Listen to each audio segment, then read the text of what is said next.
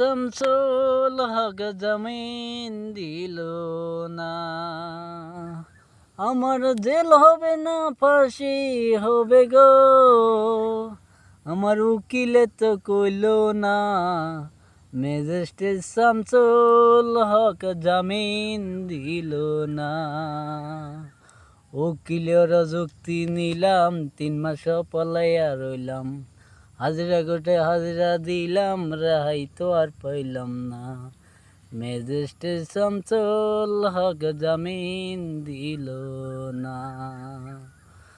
উকিলের যুক্তি নিলাম, 3 মাস পলাইয়া রইলাম, হাজিরা গোটে হাজিরা দিলাম, রেহাই তো পাইলাম না।